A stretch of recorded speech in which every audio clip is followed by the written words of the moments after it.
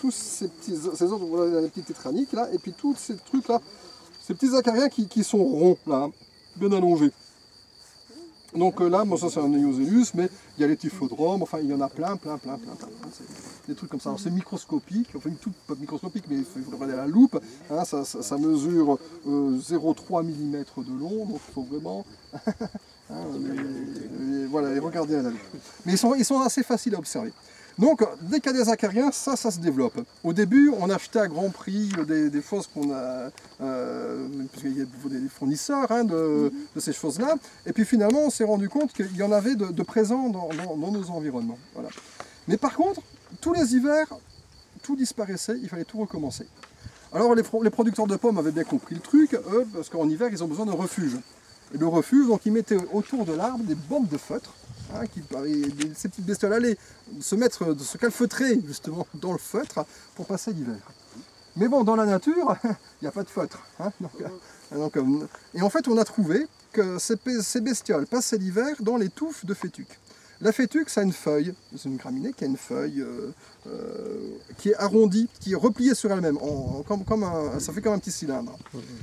Et donc ce petit cylindre, ça démarre sous terre, et ce petit cylindre, ça fait un petit tube. Et dans ce petit tube-là, il y a le petit acarien qui descend et qui va passer son hiver sous terre, mais bien protégé au chaud et au sec dans cette fétuque-là. Et puis en plus, dans notre sol, comme on a beaucoup de biodiversité là maintenant, on a plein d'autres, voilà toutes les bestioles, peut-être qu'elles sont là. Voilà, les staphyla. Hein, voilà, tout ça, c'est des trucs ici qu'il y a dans le sol.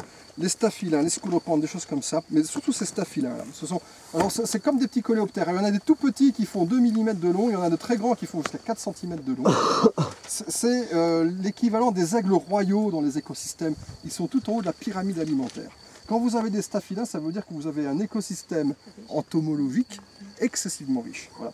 Quand il y a des staphylins, ça veut dire qu'il y a énormément de prédateurs. C'est un excellent indicateur de la richesse de votre écosystème. Voilà. Alors ces staphylins, justement, eux, ils sont attirés par ce qui pue. Hein. Quand vous mettez du purin d'ortie sur le feuillage, ils montent dans le feuillage pour chercher l'endroit qui pue, parce que comme ça pue, ça veut dire qu'il y a un truc qui se décompose, donc qu'il y a des tas d'insectes et des tas de larves à consommer. Ils ne vont pas trouver les insectes qu'ils consomment normalement, ils vont tomber sur des pucerons, ils vont les manger, quoi. Hein. Voilà. Donc normalement, ils sont dans le sol. Hein.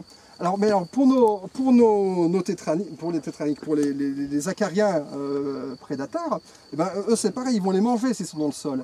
Et puis en hiver, comme il y a tout le monde crève la dalle, autant vous dire qu'eux ils sont actifs, et puis la moindre petite bestiole qu'il y a dedans, ils vont les manger. Nos acariens, protégés au milieu de leur petit truc, leur petit tube de fétuque, et bien ils vont être en même temps protégés de ces bestioles-là. Et ça va leur permettre de passer tout l'hiver au sec, au chaud, en profondeur dans le sol, et protégés de eux. Et donc ça leur permet de résister et d'être là dès le printemps suivant. Et donc, comme ça, il y en a plein qui réémergent au printemps, et donc, d'entrée de jeu, ça nous régule les acariens. Hein. Donc, résultat des opérations, on n'a plus d'acariens non plus. En augmentant la biodiversité, alors il n'y a pas que ça à faire pour les acariens, il y a aussi la pluie, hein, de bassiner, donc d'apporter de l'eau, parce que les acariens n'aiment pas l'eau, hein, et donc rien que le fait d'apporter un petit peu d'aspersion, ça vous permet de les faire descendre un petit peu au niveau plus bas, près du végétal, au niveau du sol, et donc en même temps plus proche de ceux-là, et de toutes les autres bestioles qui peuvent les manger.